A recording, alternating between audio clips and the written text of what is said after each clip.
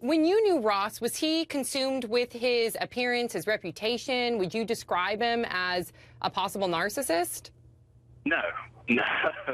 The Ross that I knew was incredibly laid back. I mean, he really was the one person you could point to that really got along with everybody. He didn't have any problems as far as I knew with anybody else. He had no enemies that I knew of.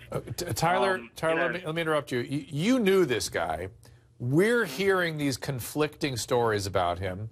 Help us make sense of all this. How do you make sense of it as someone who really knew him well and intimately? It's one of those things where it's hard for me to make sense of any of it. Try, reach, help us. We're trying to. Should we say this was an accident, or then that the Leanne is just grieving the way she grieves, or should we be suspicious, and should this alter life that he's leading tell us something about his motivations?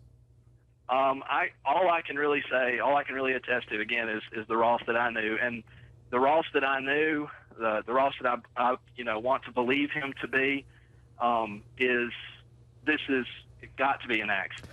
Okay. It's got to be an accident. Okay. That's helpful. Tyler, that's helpful for us. And stand by, please. By the way, thank you so much for being here with us and helping us try to come to terms with this. I'm going to go out to my panel. Emily, I'm going to go to you first. You heard what this man said. You've seen the story. What are your thoughts?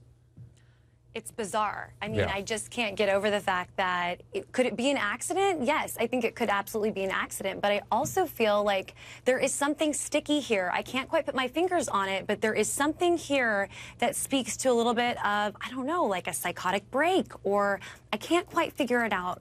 I'm curious to hear a little bit more. I am really with you, too. I can't get my head around this. And Wendy, your thoughts? Well, I want to gently remind his friend that even, serial killers can have great social skills. I mean, the fact that he got along with a lot of people. Wendy, those people, there's some evidence of something. We should be able to, the only evidence we have is this goofy alternative sex life he was practicing, and that maybe that was just sort of his porn practice. It really wasn't something he really intended to follow through on. Or his moral reasoning. Maybe it's a major character thing that he was suppressing his whole life with all these friendly people he was being, and he was conforming to all their needs and being likable. But inside, his moral barometer was completely off. He may not have had a conscience.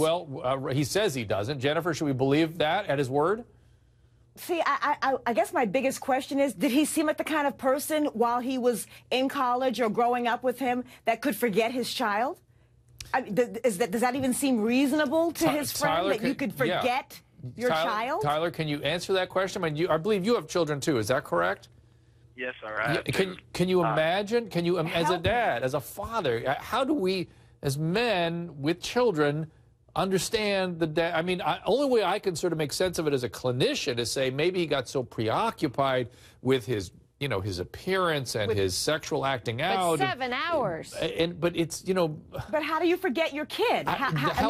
Did he see anything? Yeah. Tyler, what do you say? Right. As a father, again, I can't speak for what Ross may have been thinking or what he was doing. I wasn't in his head. I was not in the situation. I'm completely outside of it. But, speaking personally, yes, as a father, you want to sit here and you want to say, no, I could never, ever do this. My kids are the most precious things in the world to me, and they are. My daughter is 2 years old. She's only a handful of months older than Cooper.